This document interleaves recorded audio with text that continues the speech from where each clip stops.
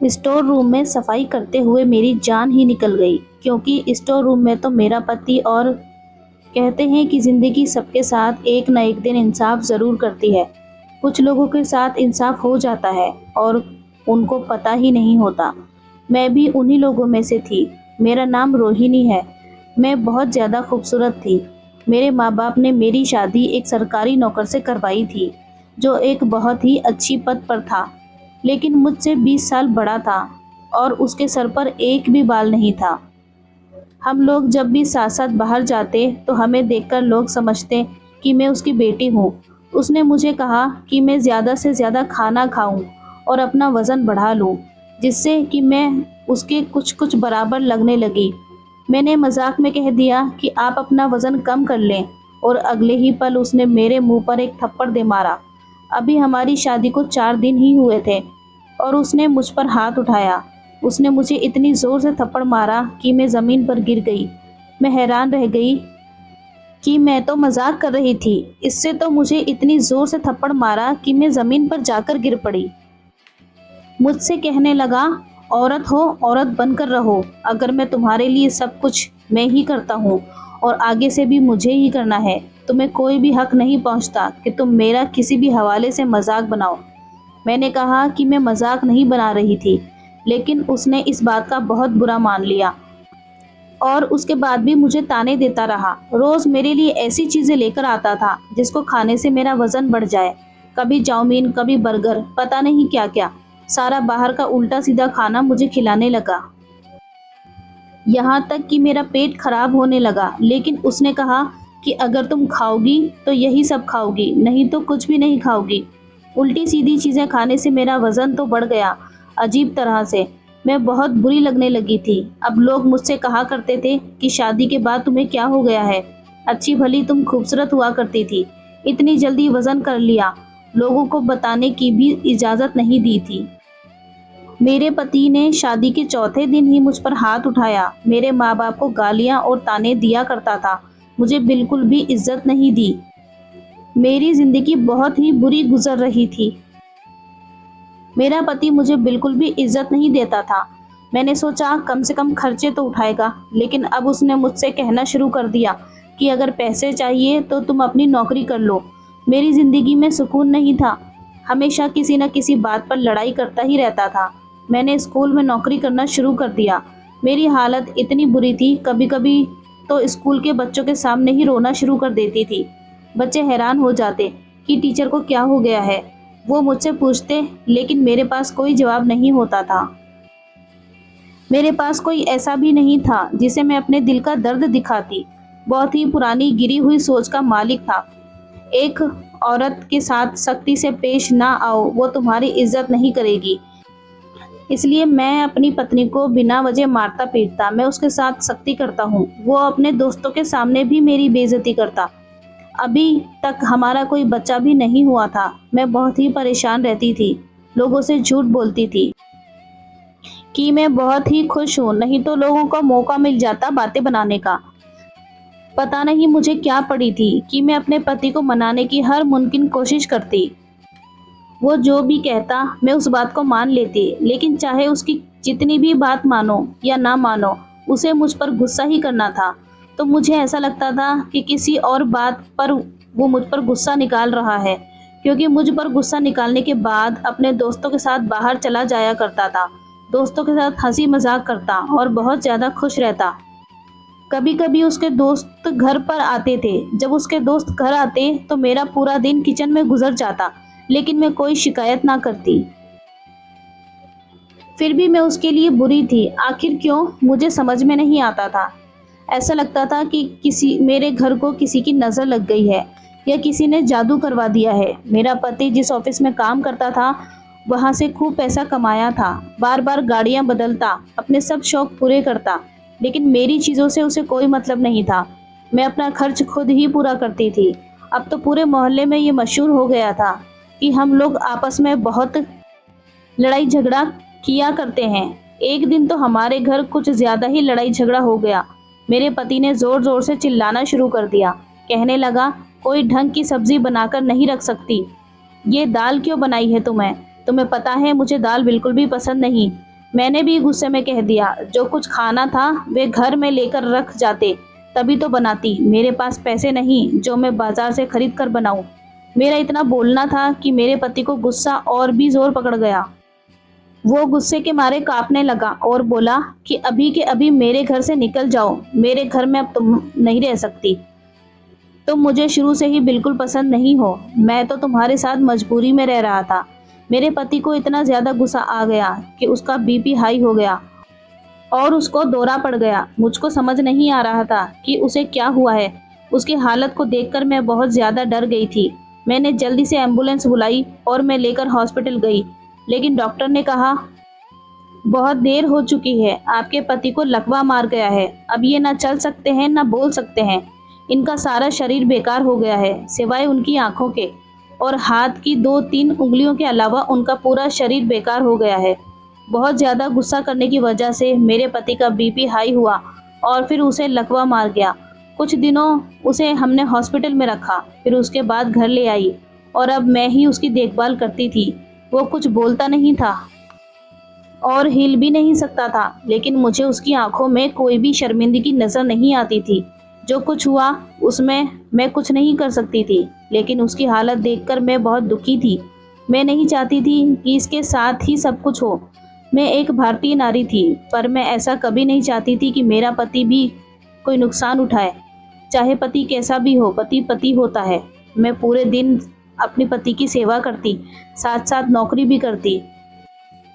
मेरा सेवा भाव देखकर अब मेरे पति की आंखें कुछ कुछ बदलने लगी थी। शायद उसे ये एहसास हो गया था कि जिस पत्नी को उसने इतना भला बुरा कहा, मारा पीटा, उसने ही मुसीबत में उसका कितना साथ दिया। उसकी इतनी सेवा करती है। एक दिन मैं घर के कामों को जल्दी जल्दी निपटा रही थी, तभी मेरे पति ने अजीब सा इशारा किया। अजीब सा इशारा इसलिए क्योंकि उसके जो भी इशारे होते थे उन्हें मैं खूब पहचानती थी, कि जैसे मुझे भूख लगी है, मुझे बाथरूम जाना है। लेकिन ये वाला इशारा थोड़ा अलग था। मेरा पति स्टोर रूम की तरफ इशारा कर रहा था। पहले तो मैं समझ नहीं पाई, फिर जब समझ में आया तो मैंने पूछा, स्टोर रूम की तरफ इशारा क्यों कर रहे हो? क्या है वहाँ पे? वहाँ जाना चाहते हो? वहाँ जाने के नाम से भी मेरे पति ने ना का इशारा किया। वो बार बार स्टोर रूम की तरफ इशारा किए जा रहा था और मुझे कुछ भी समझ नहीं आ रहा था। मैंने कहा, मुझे आपकी बात समझ नहीं आ रही है। फिर वो चुप हो गया। मैंने घर में नौकरानी रख ली थी, क्योंकि दिन भर घर पर नहीं रहती थी मैं। पैसों की सख्ती ज़रूर होती थी, लेकिन नौकरी नहीं छोड़ सकती थी।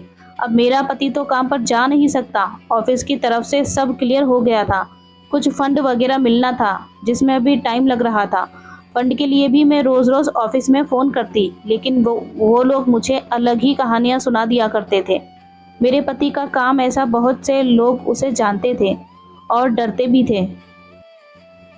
कुछ काम ऐसे होते थे कि मेरे पति के सिग्नेचर के बगैर पूरे नहीं होते थे और मेरा पति इसी बात का फ़ायदा उठाता था। जो लोग मेरे पति से फाइल पर दस्तखत करवाने आते, उनसे मेरा पति मोटी रकम वसूल किया करता था। लेकिन अब पैसा आना बिल्कुल बंद हो गया था। रिश्तेदार भी जो पहले हर वक्त आते थे और चिकनी चुपड़ी बातें करते थे और अपना मतलब निकालते थे, अब उन्होंने भी आना जाना बंद कर दिया था। यहाँ तक कि फ़ोन भी नहीं करते थे। और इस बात का एहसास मेरे पति को हो गया था कि मुश्किल समय में पत्नी ही काम आ रही थी। मेरा पति रोज़ स्टोर रूम की तरफ इशारा करता और रोता। कभी कभी तो उसकी हालत देखकर मैं भी रोने लगती। हमारी शादी को अभी ज़्यादा समय नहीं हुआ था, अभी 3 ही साल हुए थे। हाँ, ये बात है कि इन 3 सालों में उसने मुझे बहुत परेशान किया था, लेकिन मैंने उसे माफ़ कर दिया था, क्योंकि भगवान ने उसको उसकी सज़ा दे दी थी। फिर मैं कौन होती हूँ उसे सज़ा देने वाली। लेकिन मैं अपने पति की इस बात से परेशान थी कि वो स्टोर रूम की तरफ से बार बार इशारा क्यों करता था। उसके कहने पर मैं स्टोर रूम में जाकर देखती, लेकिन मुझे वहाँ पर कुछ भी दिखाई नहीं देता। लेकिन कुछ तो था जो मेरा पति बार बार इशारा करता था, क्योंकि मृत्यु शैया पर पड़ा इंसान झूठ नहीं बोलता। एक दिन हमारे घर एक लड़की आई, खुद को मेरे पति की कज़न बता रही थी। मेरे पति से तो नहीं मिली, मुझसे अजीब अजीब सी बातें करने लगी कि जैसे बची हुई तनख्वाह कब मिलेगी, फंड के पैसे कब मिलेंगे। मैंने कहा कि मुझे नहीं पता, मैं तो रोज़ फ़ोन करती हूँ, लेकिन वो लोग कोई ना कोई बहाना बना देते हैं। फिर कहने लगी कि वे पैसे तो बहुत सारे पैसे मिलेंगे, इतने सारे पैसों का क्या करोगी? मैंने कहा उनका किसी बड़े हॉस्पिटल में इलाज करवाऊंगी, हो सकता है ठीक हो जाए। मेरे पति की कज़न जिसका नाम सुहानी था कहने लगी इसकी तो तनख्वाह भी अच्छी थी, रिश्वत भी लेता था, फिर इतने सारे पैसे कहाँ गए? कहीं से दूसरी शादी तो नहीं कर रखी है? मैंने कहा मुझे नहीं पता, लेकिन मुझे तो वो पैसे नहीं दिया करता था।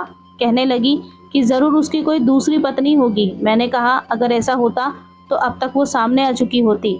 सुहानी कहने लगी तुम ज़रूर झूठ बोल रही हो, सरकारी नौकरी थी, अच्छी तनख्वाह थी, रिश्वत भी लेता था, इतना पैसा घर में आता था तो फिर जाता कहाँ था? ज़रूर तुमने छुपा के रखे होंगे। सुहानी की बात सुनकर मुझे गुस्सा आ गया। मैंने कहा मैं खुद नौकरी करती थी, तब कहीं जाकर मेरा खर्चा पूरा होता था, वो मुझे एक पैसा भी नहीं देते थे। अगर तुम्हें शक है तो तुम तलाशी ले लो, खुद ही ढूंढ लो उसके पैसों को और उसकी दूसरी पत्नी को। जब मिल जाए तो मुझे भी बता देना, इससे ज़्यादा मैं कुछ नहीं कह सकती। इतना सुनते ही वो गुस्से से उठ खड़ी हुई और कहने लगी बहुत बदतमीज़ हो तुम, तुम्हारा पति भी बहुत बदतमीज़ था, तभी तो वो बिस्तर पर पड़ा हुआ है। ये कहते हुए वो गुस्से से पैर पटकती हुई चली गई। मुझे बहुत हैरानी हुई, कैसे कैसे लोग हैं दुनिया में। मैंने सर झटक दिया क्योंकि मेरे पास और भी बहुत सारे काम होते थे।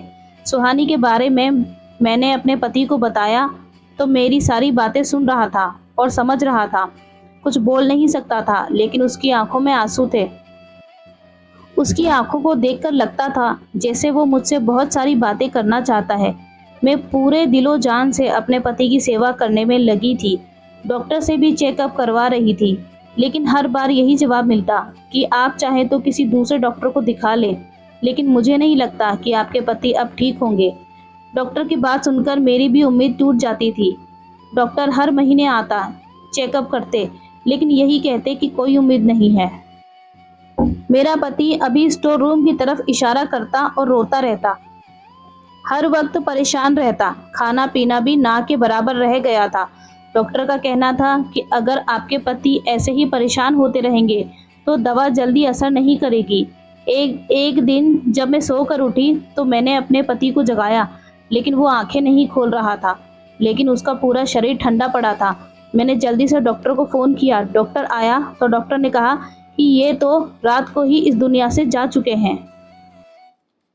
मैं रोने लगी। डॉक्टर ने मुझे समझाया इसमें रोने वाली बात नहीं बल्कि खुश होने वाली बात है, क्योंकि आपके पति की जो हालत थी उसमें उनका मर जाना ही अच्छा था, क्योंकि आपके पति बहुत तकलीफ़ में थे।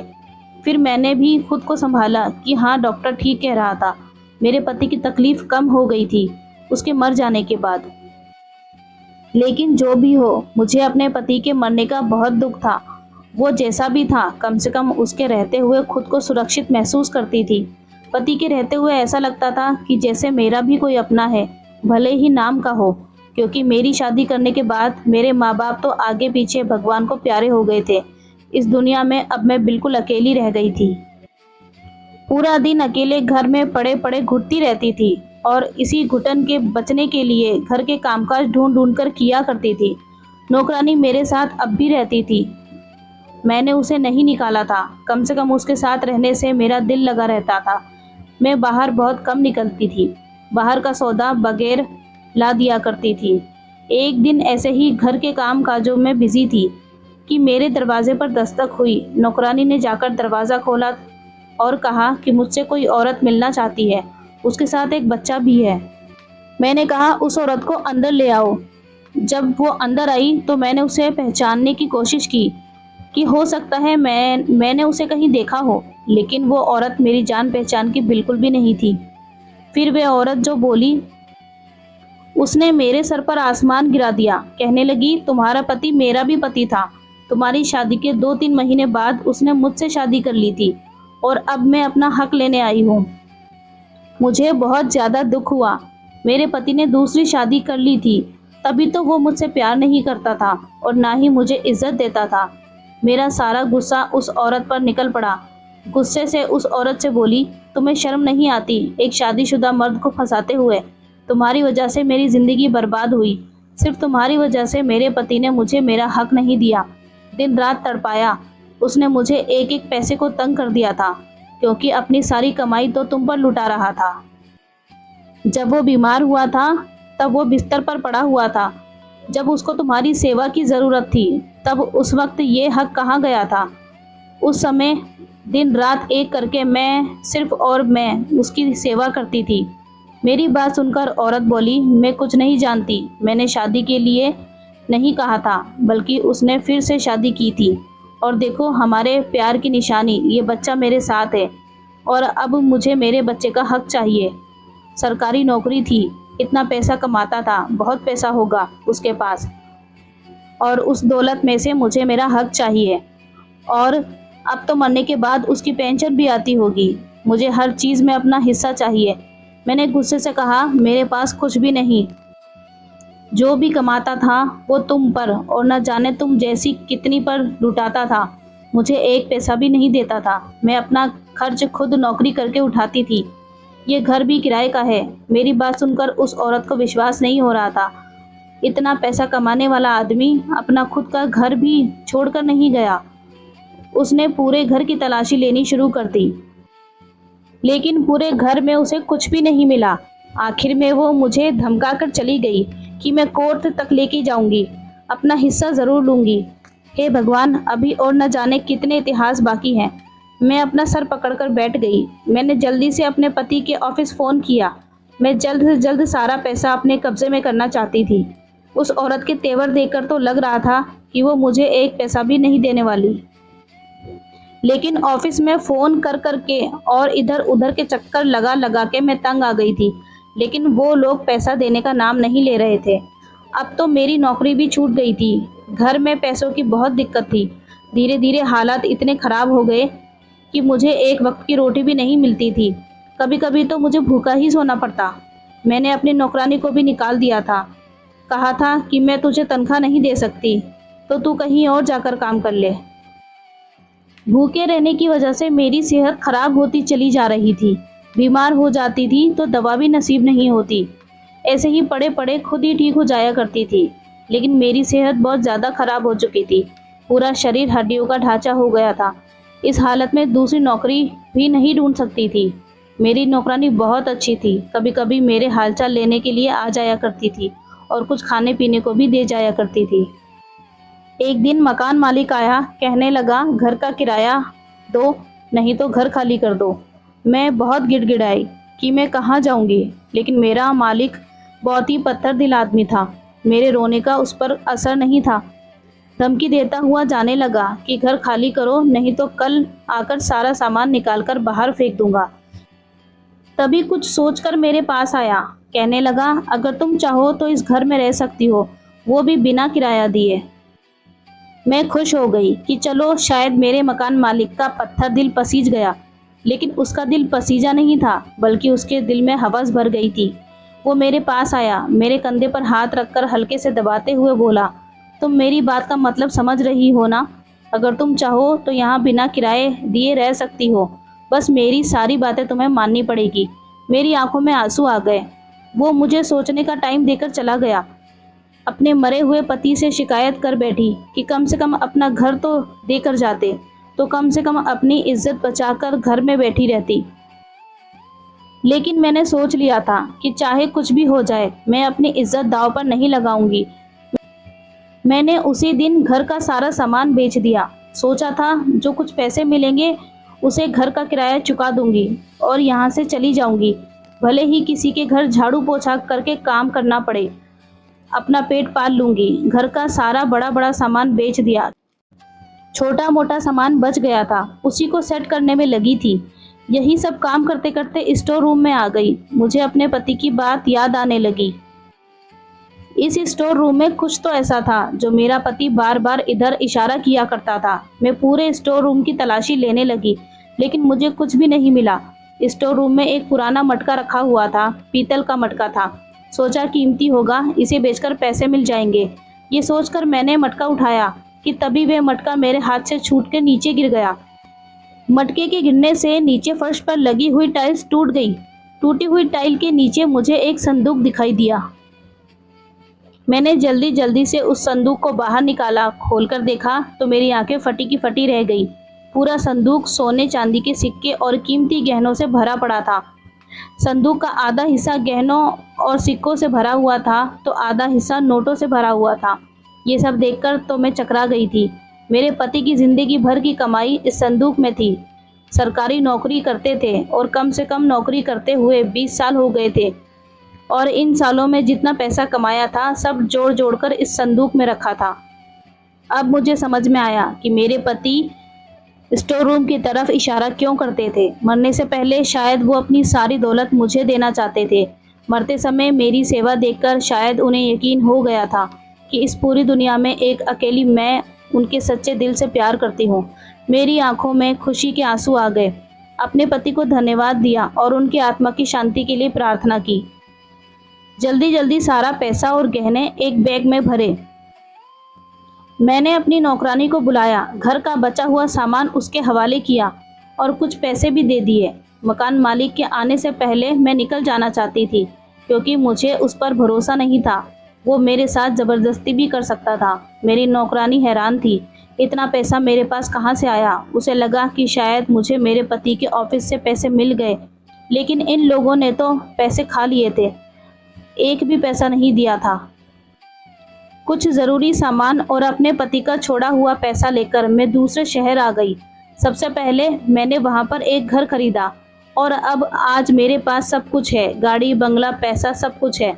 मेरी ज़िंदगी अब सुकून से गुजर रही है। दूसरी शादी करना नहीं चाहती, हालांकि अभी मेरी उम्र बहुत कम है, 23 साल की उम्र हुई है, क्योंकि 20 साल की उम्र में ही मेरे माँ बाप ने मेरी शादी कर दी थी। लेकिन मैं दूसरी शादी करना नहीं चाहती। अपनी ज़िंदगी को अभी फ़िलहाल अपने तरीके से जीना चाहती हूँ। मैं बहुत ज़्यादा पढ़ी लिखी नहीं थी। 12वीं के बाद ही मैंने पढ़ाई छोड़ दी थी क्योंकि हमारे घर में हालात बहुत ख़राब थे और मैं आगे की पढ़ाई पूरी नहीं कर सकती थी, इसलिए मजबूरी में पढ़ाई छोड़ना ही पड़ी। लेकिन आज मेरे पास पैसा ही पैसा है तो मैंने पढ़ाई पूरी करने की सोची। मैं अपने पैरों पर खड़े होना चाहती हूँ क्योंकि पैसों का कोई भरोसा नहीं, आज है कल नहीं। मैंने एक अच्छे कॉलेज में एडमिशन लिया और अपनी पढ़ाई करने लगी। ज़िंदगी में बहुत दुख उठाए, लेकिन अब मेरी ज़िंदगी में कोई दुख नहीं था, बस एक खालीपन था। कोई अपना प्यार करने वाला नहीं था। कभी कभी दिल में ख्याल आता है, क्या मुझे मेरी ज़िंदगी में कोई सच्चा प्यार करने वाला साथी मिलेगा। पैसा पास तो मेरी सेहत भी अच्छी सुधरने लगी और अब मैं पहले की तरह सुंदर हो गई थी। मेरे पैसे को देखकर और मेरी सुंदरता को देखकर न जाने कितने लड़कों ने मेरी तरफ दोस्ती का हाथ बढ़ाया, लेकिन मुझे किसी में भी अपना सच्चा साथी नज़र नहीं आया। आपको क्या लगता है दोस्तों, क्या मुझे कोई सच्चा जीवन साथी मिलेगा जो मुझे सच्ची मोहब्बत दे? अपनी राय कमेंट बॉक्स में ज़रूर लिखें। ये वीडियो आपको कैसी लगी कमेंट करके ज़रूर बताएं। पसंद आए तो लाइक करें, चैनल को सब्सक्राइब करें। मिलते हैं कल एक नई वीडियो के साथ, अब तक अपना ख्याल रखें। Thanks for watching.